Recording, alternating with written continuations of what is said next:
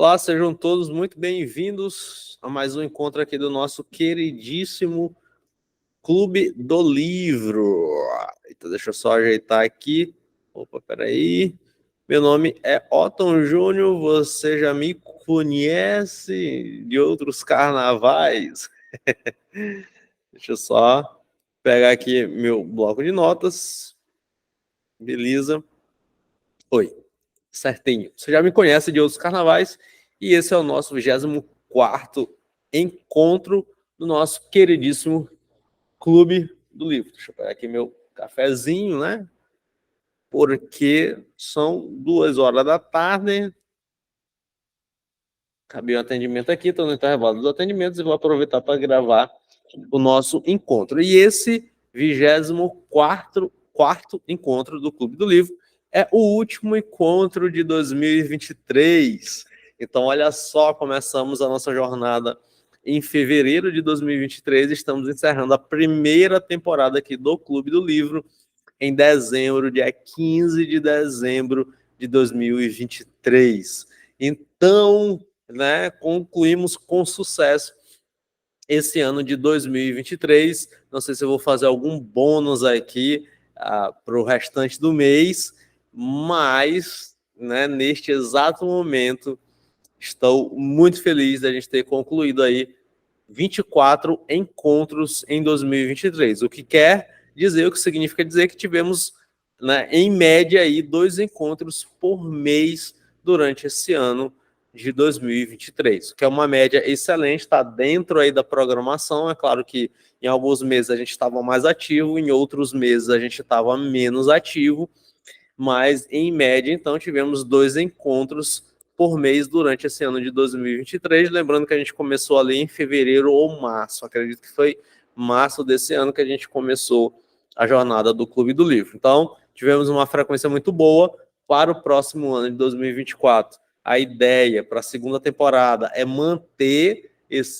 essa frequência, né? Semana sim, semana não, a gente conseguir manter essa frequência aqui do nosso Clube do Livro, e aí dependendo aí da minha rotina, quiçá aumentar a nossa frequência para uma vez na semana, para toda semana aí a gente ter encontro do Clube do Livro. Então, seria maravilhoso, né? Seria sensacional se toda semana a gente tivesse Clube do Livro. Talvez, né? Talvez aí eu faça isto. Vamos ver, né? Como eu disse para você no encontro anterior, estou com uma ideia de trabalhar esses best-sellers aí de autoajuda, de desenvolvimento, essa coisa toda. Estou com uma ideia de trabalhar isso para o próximo ano, né? Mas sem deixar a literatura de lado, né? Então, a gente está trabalhando aqui um livro que não é de literatura. O próximo livro, então, será possivelmente um livro de literatura. A gente tem feito esse revezamento, né? A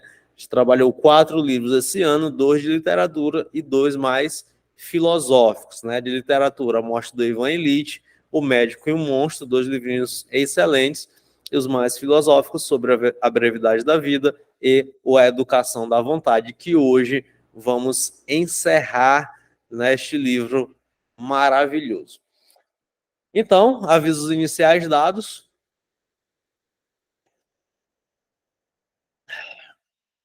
Vamos ver aí como vai desenrolar, mas para o próximo ano eu darei os avisos em encontros subsequentes, né? Então, vamos encerrar aqui o nosso queridíssimo A Educação da Vontade, né? Então, hoje nós vamos fazer o quê? Hoje nós vamos ler o último dos Moicanos.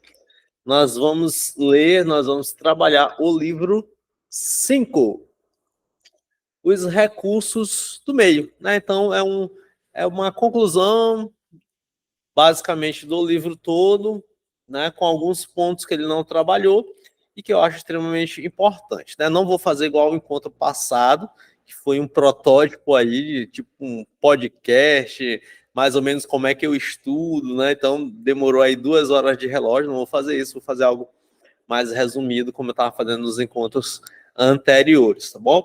Mas tem algumas frases, alguns pontos aqui importantes desse livro 5, eu gostaria de compartilhar, né, e que me motivaram, né, assim, reacenderam algumas coisas em mim, né, falou ao meu coração particularmente, então achei bem interessante. Então vamos lá, capítulo 1 do livro 5, ele fala assim, a opinião, os professores, etc. Então o que o Júlio Paiô vai sinalizar para a gente aqui no livro 5, em relação a esses recursos do meio, em relação à opinião de terceiros. Ele vai dizer assim, ó, nossa família, nosso ambiente de imediato, nossa aldeia, nossa cidade, né? E atualmente a internet, que às vezes é muito atomizada, né? Às vezes a gente fala da internet como alcançar até os confins da Terra, né? Mas muitas vezes esses confins da Terra eles estão permeados ali por uma bolha, né? Mas enfim, a gente tem um alcance, né, gigantesco com a internet e muitas vezes os aplausos, né, desses ambientes acabam sustentando os nossos esforços. Então isso o Júlio Paiô ele traz para a gente. Ora, velho, nada de grande se faz nesse mundo sem grandes esforços prolongados. Então, esse daqui já é batido, né? Então, nenhum grande sucesso, nenhuma pessoa consegue vencer na vida sem perseverar, sem persistir de uma maneira prolongada. Apesar de atualmente a gente estar numa sociedade líquida que se espera um sucesso surpreendente, rápido, instantâneo, assim como um miojo, por exemplo, é preparado de maneira rápida, né? A gente quer tudo para ontem. Se a página da nossa rede social demora 10 segundos para carregar, esse dali já arrelia a gente. Então, na história da humanidade, nenhum sucesso ele, né, é chegado sem esforços grandes e prolongados. A gente vive atualmente uma experiência falsa de sucesso. Não é que a experiência é falsa, né? E nem que o sucesso é falso, mas que ele é pouco sustentável. A sustentabilidade dos sucessos atuais, principalmente desses imediatos, né, desses que são da noite para o dia, a sustentabilidade desse tipo de sucesso é baixíssima. Baixíssima, baixíssima, baixíssima. Eu lembrei agora de um desses exemplos, que foi aquele cara que viralizou recentemente, foi ano passado, na verdade, viralizou o Bora Bill, né? Bora Bill, bora filho do Bill, bora mulher do Bill.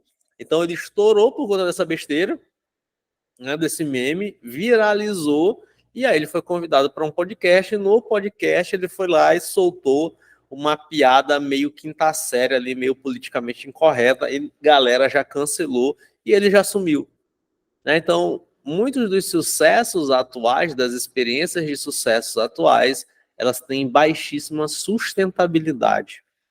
Então, isso daqui já é a consenso, né, de toda pessoa que pensa um pouquinho, né, nesses fenômenos. Isso daqui já é consenso. Então, a pessoa, para ela ter uma sustentabilidade alta num tipo de sucesso, ela precisa ali ter grandes esforços prolongados. E o Júlio Paiô ele vai dizer que nenhum esforço pode se sustentar ao longo dos meses e dos anos sem essa galvanização da energia da opinião pública, né? Então a gente pega ali a energia dessa opinião pública, traz para a gente e isso sustenta, isso meio que retroalimenta ali o nosso esforço, esse nosso ciclo de continuar dedicado e tal, né? Então existe uma parcela aí, e eu concordo em certa medida, sim, né? Existe uma parcela dessa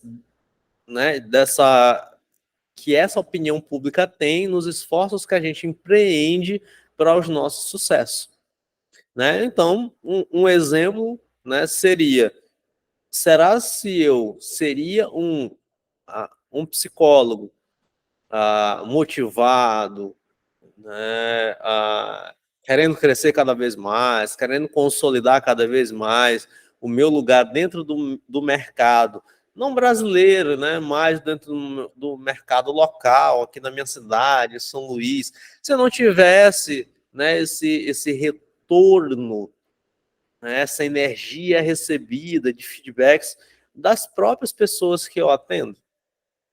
É lógico que quem eu atendo online de outras cidades, sem dúvida faz parte disso, né? Mas, né, no mercado local, então a galera indica muito, todo mundo comenta e tal, né? Os pares comentam, parará, essa coisa toda.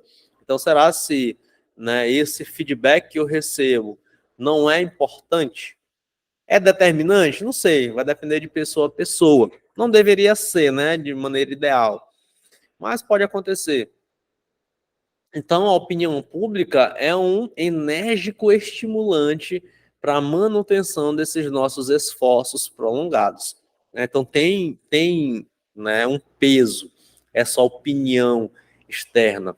E aí, o Júlio Paioli diz assim: ó, o poder da opinião sobre nós é tão forte que não suportamos nenhum sinal de desprezo, mesmo dos desconhecidos, mesmo de pessoas que temos todas as razões para menosprezar.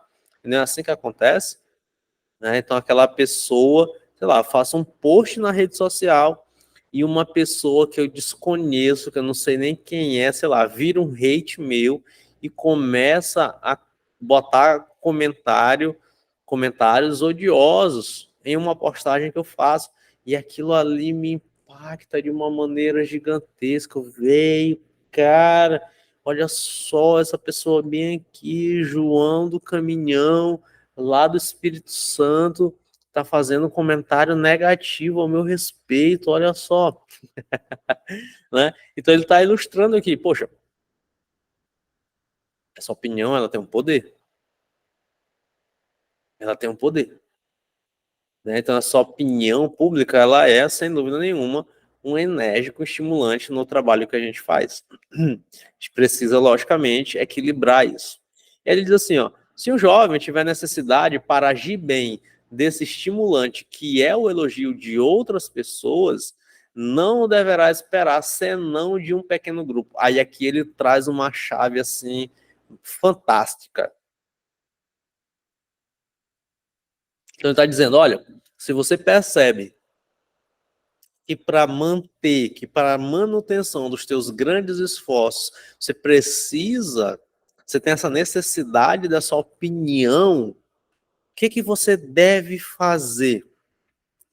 Você não deve esperar senão esse estímulo de um pequeno grupo, de uma elite cuidadosamente escolhida no meio da multidão. Então, aqui ele está dando uma chave gigantesca, ou seja, quem você autoriza a falar sobre você. Quem você autoriza a falar sobre você. A quem você dá a prerrogativa de colocar peso de motivação ou desmotivação para aquilo que você está fazendo. Porque se você entrega essa prerrogativa para o João do Caminhão no comentário do Instagram de um post seu, então percebe que você está sendo imprudente, percebe que você vai estar nas mãos de pessoas que não conhecem de verdade quem você é. Então, se tu percebe que tem a necessidade de ser estimulado pela opinião pública, pela opinião de terceiros, então uma coisa que você deve fazer é escolher uma elite de maneira cuidadosa no meio dessa multidão de opiniões. Então, escolha quem pode falar a você. Escolha quem pode falar a você. Isso daqui é uma dica valiosíssima.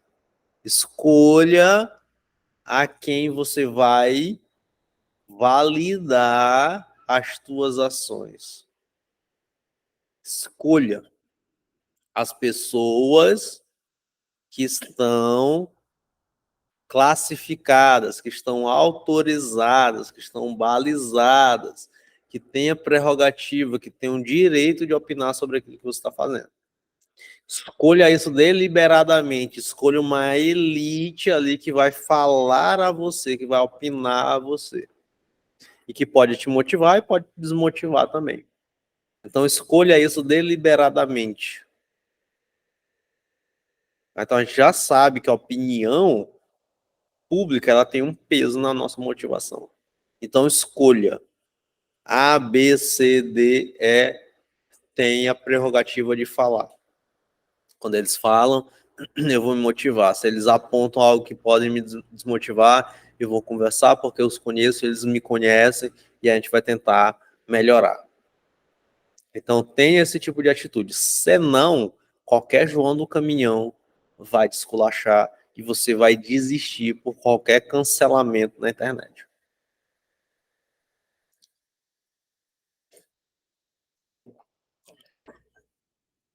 Entende? Não seja frágil a esse ponto. Então, esse daqui é um ponto muito importante. E aí ele cita John Stuart Mill, ele diz assim: a disposição para os nobres sentimentos é, em muitas naturezas, uma planta delicada, que facilmente fenece sob influências hostis.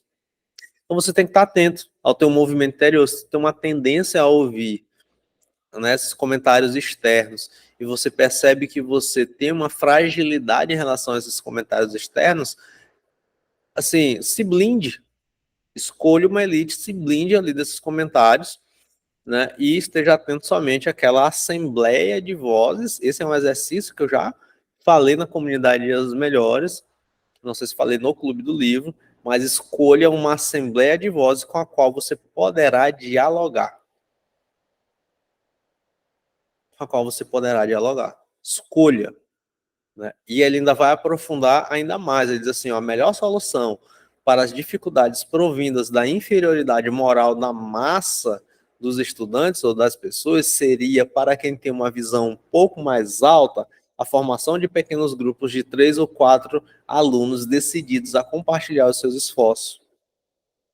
Então, se tu tem um objetivo, junte-se, forme um pequeno grupo, né? Se a Lancy esteja ombreado com pessoas, 3, 4, estão ali compartilhando dos mesmos esforços. O que ele está falando aqui? Cara, se blinde da opinião pública da multidão. Se blinde desse negócio.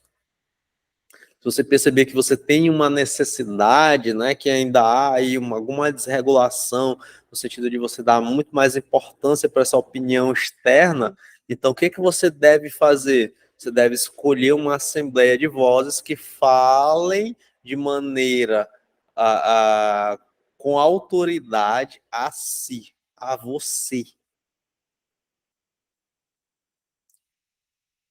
Porque você entregou essa autoridade. É tipo isso, quantas pessoas, boas pessoas, pessoas com potenciais, não tiveram ali uma vida estragada por exemplo, comentários vividos na escola. Entende? Por bullying causados na escola. Então, olha só, o quanto que uma criança, se conseguisse ter um recurso de se blindar, não alcançaria potencialmente se conseguisse se blindar de comentários hostis de coleguinhas ali na escola. E criança é um bicho mau, né? Não é que criança seja má, né? Não é isso. É que criança é por instinto, né? Por instinto. Então, muitas vezes a maldade acaba se manifestando ali. A maldade acaba se manifestando. E quantas pessoas não se traumatizariam? Entende? Ou quantas pessoas não são traumatizadas e deixam de acessar suas potencialidades porque essa opinião pública, essa voz hostil acabou chegando aos seus ouvidos e ela acabou internalizando isso. Está tendo várias pessoas que sofreram bullying na escola e têm enormes dificuldades diante da vida. Às vezes dificuldade de trabalho, de interação social, entende? Então olha só como essa opinião, como essas vozes, elas têm uma capacidade gigantesca de gerar um prejuízo emocional, psicológico, um bloqueio gigantesco. Então imagina que você está lá no projeto verão, né? Poxa, eu voltei para academia com muito esforço, estou aqui no meu treino, pá, legal, e você vai lá e compartilha isso no history, e aí vem lá e alguém responde. Ai, nossa, mas ainda tá muito gorda. Ah, nossa, mas tu tá muito frango. Ah, nossa, mas tu tá treinando fofo. Ah, nossa, mas olha só como tua perna tá feia. Ah, ainda tem uma barriguinha aí. Ah, olha só o músculozinho do tchau. Olha só como tá balangando ainda. E aí uma opinião de uma pessoa distante vai lá e fenece, mitiga a tua motivação, os teus sentimentos. E de maneira mais trágica, mais grave, mais holística, as tuas próprias potencialidades. Tem gente que tem dificuldade de interação social por conta desse tipo de comentário. Entende? Uma vez eu lembrei agora de uma pessoa que eu atendi, que ela ficava ansiosa porque uma vez a cancelaram. Super competente, super inteligente, uma mulher exemplo, desenrolada, batalhadora, que corre atrás dos seus sonhos. E uma vez a cancelaram, porque na sua profissão, no seu trabalho, ela precisava, né, precisa de exposição na internet, essa coisa toda, e uma vez a cancelaram. Isso a afetou, gerou insegurança nela, tinha dor. Ela volta, poxa, na hora que eu penso em me expor de novo, já fico meio ansiosa. Tem uma certa insegurança, né? Então ela poderia, em níveis mais graves, mais agudos desse efeito de cancelamento, ela poderia inclusive paralisar a empresa dela, o sustento dela, da casa dela, impactar vidas com o produto dela, com o serviço dela. E ainda bem que ela foi conseguindo posicionar, foi conseguindo se expor novamente. Mas é isso.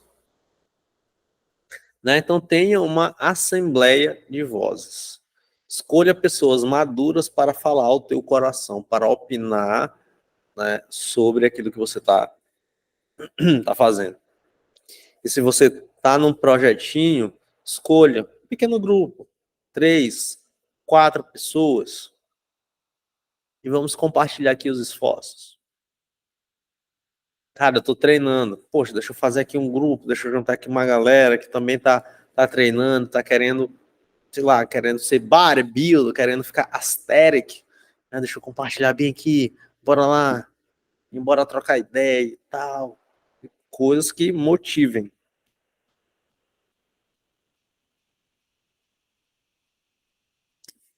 Coisas que motivem.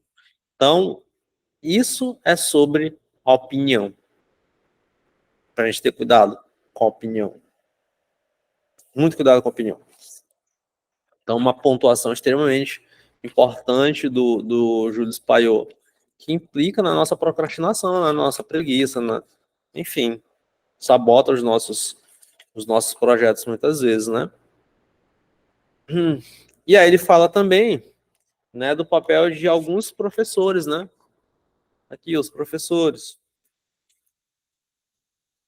Então, ele vai dizer, né, que muitas vezes o ensino, né, ele chama de ensino do liceu e ensino da faculdade, né? O liceu é ensino médio e tal. Então, ele fala que existe uma diferença muito grande, né, entre o exemplo a ser seguido do professor, né, ele vai criticar a metodologia, o método de ensino, que é tão somente jogar várias informações e tentar cultivar no aluno um acúmulo dessas informações. Ou seja, tem somente o método o desenvolvimento da memória, né, conhecimento, não não somente um acúmulo, né, desconhecimento e resgate desse conhecimento, ou seja, não é somente desenvolvimento da memória em si, né? Como ele está falando de trabalho intelectual aqui, a gente sabe que o trabalho intelectual, o desenvolvimento do intelecto, está muito além de um acúmulo de conhecimento. Tanto que nós temos pessoas que têm assim, um acúmulo de conhecimento gigantesco, mas não conseguem, infelizmente, utilizar o intelecto para captar a verdade, para se aproximar da verdade. Então, nós temos pessoas com conhecimentos gigantescos que não têm de verdade, de fato, a capacidade de captar a verdade. Acaba sendo triste, né? E a gente acaba distorcendo o que seria um intelectual de uma pessoa que tem um acúmulo de conhecimento. Então, não necessariamente a pessoa que tem um acúmulo de conhecimento é um intelectual. E muitas vezes a gente é enganado por pessoas que têm um certo acúmulo de conhecimento em determinadas áreas. Então, use o teu intelecto para captar a verdade e não se deixe enganar por falsos professores, por falsos mestres, que possuem muitas vezes uma fala, uma eloquência, né? Tem uma retórica extremamente linda, maravilhosa, hipnotizante, cativante, contagiante, mas que na verdade se distancia com os seus sofismas da verdade. Então nós temos que ter muito cuidado com os sofistas do nosso tempo que estão sendo travestidos como verdadeiros intelectuais e falsos mestres, falsos professores. Tenha cuidado com isso. Isso é uma das primeiras coisas que a gente aprende no curso de filosofia. A gente vai estudar a história da filosofia antiga e tem lá os sofistas. O sofista, ele não está interessado na verdade. Ele está interessado em convencer, em sustentar a sua tese, independente da verdade por ela apresentada ou não. Esse é o objetivo do sofista. Então, ele não está olhando para a verdade. Não está olhando para o sumo bem. Não.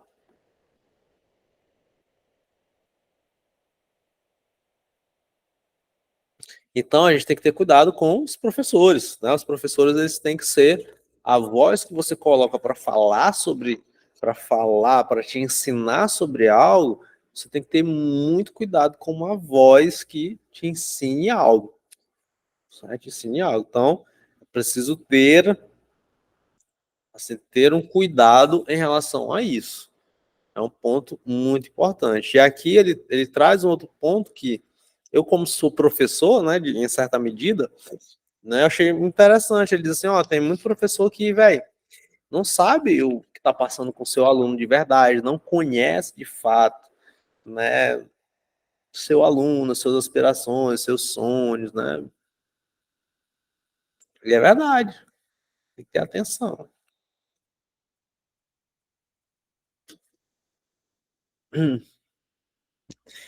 No parágrafo 2 é mais essa diferença, né, entre o que ele chama de identidade de erudição e ciência. Né? Então, no parágrafo 2, ele vai fazer essa diferenciação entre identidade, né, de erudição e ciência. Então, atualmente, a gente confunde a erudição com ciência. Então, dizem especialistas, né? A famosa matéria da Globo. Então, a gente tem especialista para o que deve é. E a gente confunde isso com erudição. Então, uma pessoa que tem um conhecimento científico em determinada área, ela não é um erudito. Ou, dito de outro modo, ela não é um intelectual. Certo? Porque o intelecto é o órgão, a inteligência é o órgão que capta a verdade. A inteligência não tem a ver com eu conseguir elevar a 15ª potência a raiz quadrada de 9. Não tem a ver com isso. Inteligência não tem a ver com isso. Inteligência não tem a ver com, eu lembro que em 1912 foi o ano que o Corinthians foi fundado. Não tem a ver com resgate de memória, não tem a ver com isso. Inteligência tem a ver com a capacidade que uma pessoa tem de captar a verdade. É isso que inteligência tem a ver. Então, a erudição não é ciência. Interessante que ele tem uma expressão que ele diz assim: falta pouco para que a erudição, inclusive, seja a negação da ciência. Falta muito pouco, porque distanciaram tanto a ciência de uma busca pela verdade que daqui a pouco, nessa busca pela verdade, ela vai ser o oposto da ciência. A ciência, em toda a sua metodologia, ela vai estar apontando mais para a mentira do que para a verdade. Olha só, isso é trilouco. E eu vejo muito isso. Onde é que eu vejo isso?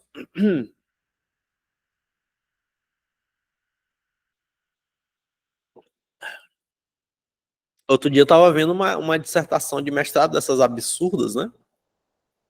Estava vendo uma dissertação de mestrado, a mestra lá em cultura e sociedade, né, estudando, né, trazendo uma verdade científica acerca, enfim, de uma prática, né? Ela estava estudando isso e como isso, né, influenciaria na formação, né, e no poder, no empoderamento de pessoas e tudo mais.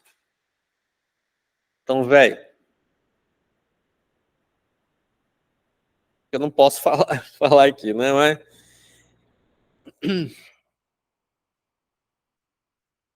é complicado, né?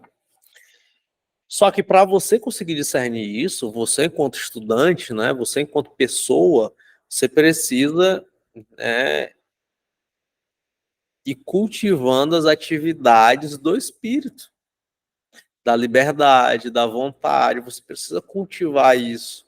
Você precisa conhecer os conceitos. Você precisa entender, ter ali um mínimo de bom senso. Então é preciso ter esse tipo de esforço. Senão você realmente vai cair no papinho retórico de uma pessoa, né, que te distancia da verdade.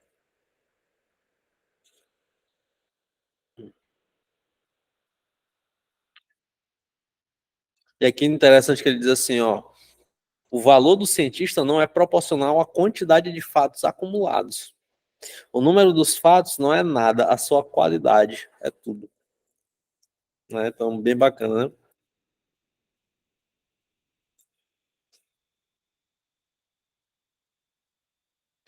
E que ele diz assim, ó, muito bem, é preciso que os professores o saibam.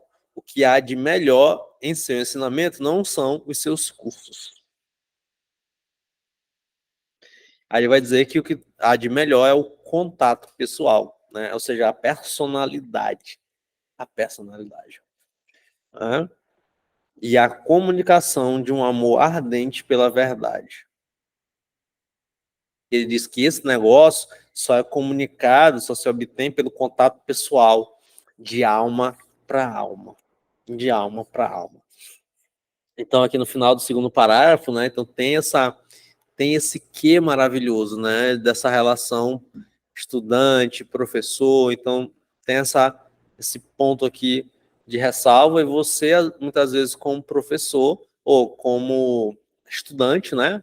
Como aluno de alguma coisa, cara, eu tenho algum objetivo bem aqui. E para este objetivo, você procura orientação. Isso seria o ideal, né? Você procura orientação. Estou estudando para um concurso, eu vou procurar orientação. Então, quem são os professores que estão te orientando? Então, você precisa ter muita atenção. Eu estou cansado de atender pessoas que estudam para concurso, por exemplo, né, e buscam orientação nessas mentorias e tudo mais. E o que é que a galera faz? Algumas vezes, essas mentorias, por si só, elas só são vendáveis se elas tiverem um método. O método, ele é engessado, ele não olha a pessoa. E muitas vezes gera neurose na pessoa que recebe ali aquele método. Ah, o método que você tem que fazer é estudar as 4 horas por dia, tantas matérias e tal, não sei quantas questões por dia, parar. Aí a pessoa vai extremamente ocupada, ela tem um ritmo mais lento e ela tenta se encaixar naquele método, e quando não se encaixa naquele método, isso gera neurose. Ela fica frustrada, desmotivada para de estudar, né? Então, você, enquanto aluno, né, enquanto uma pessoa que está buscando alcançar e atingir algum objetivo, você precisa ter muito cuidado, né, para poder você conseguir escolher ali os mentores adequados e corretos, né, para os teus objetivos. Então, isso é muito importante você conseguir, tá?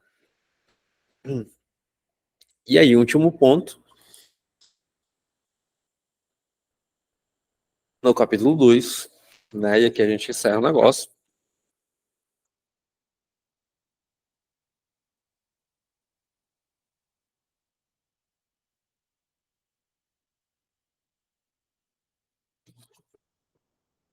A influência dos grandes mortos.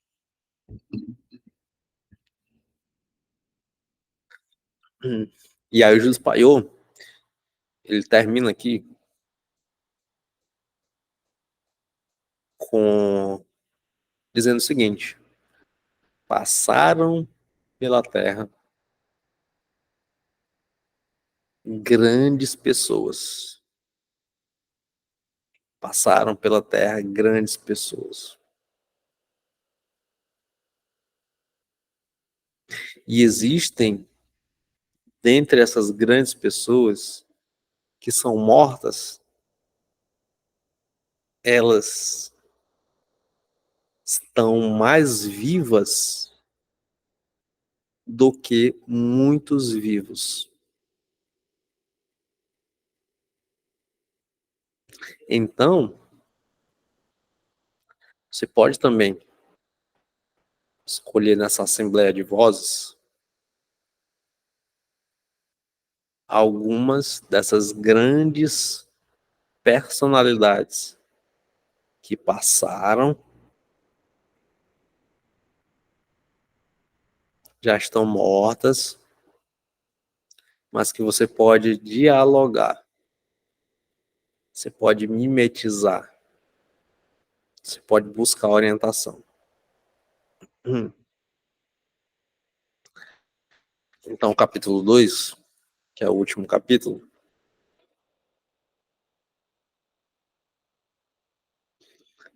ele dá essa dica. É possível, cara. Se para um assunto específico que eu estou buscando, eu não consigo encontrar um mestre vivo para me orientar, então, entre eu encontrar um mestre vivo, desorientado, desordenado, e eu encontrar um mestre morto, orientado, é melhor que eu receba a influência de um morto. É claro que nada substitui contato presente, presença, mas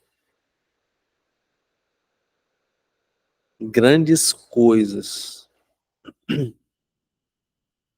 grandes questionamentos da vida humana já foram resolvidos por esses grandes vultos que hoje já morreram,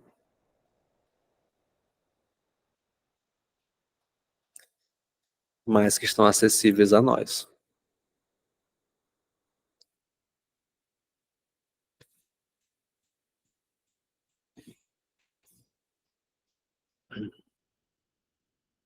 Então, cara, eu quero lidar com inveja, quero lidar com rancor.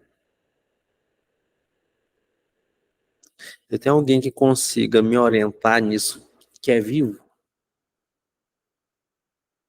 Busque. Eu não tenho ninguém. Shakespeare já morreu, mas está lá. Leia Shakespeare.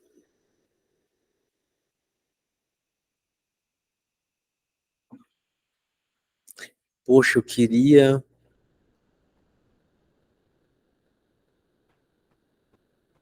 alguém que me orientasse na culpa. Como é que eu me livro da culpa? Dostoiévski.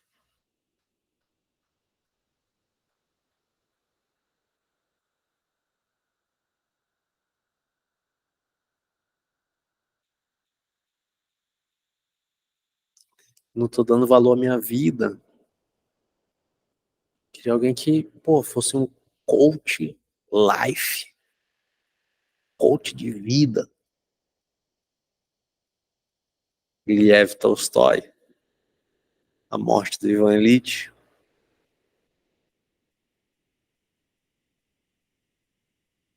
São todas influências de grandes espíritos que são vivos, mas que estão mortos.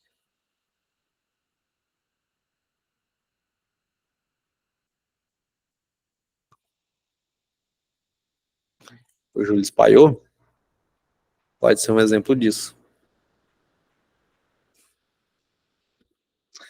Olha o quanto de dica que ele deu pra gente. Tá morto. Mas no que diz respeito a vencer procrastinação e educar nossa vontade, falou muito ao nosso coração.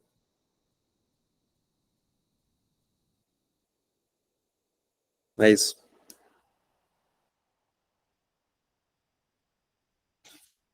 E dessa forma, a gente encerra aí a leitura deste livro, A Educação da Vontade. Um livrinho excelente, que você pode lê-lo e deve, né? Com calma, ouvindo ali o resuminho nos encontros e tentar aplicar aí alguns princípios para aquilo que esteja acontecendo aí com você. E aí você vai conseguir educar a tua vontade, superar aí os teus objetivos, superar a procrastinação, que é muito importante.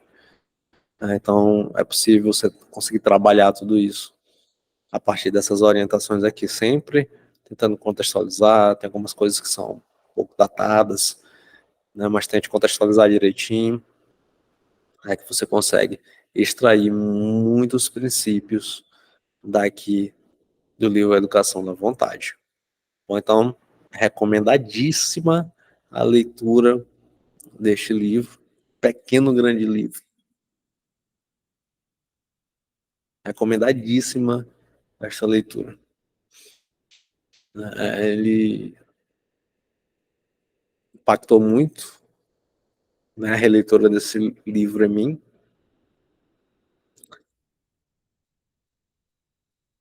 E esse livro 5 aqui também foi muito importante.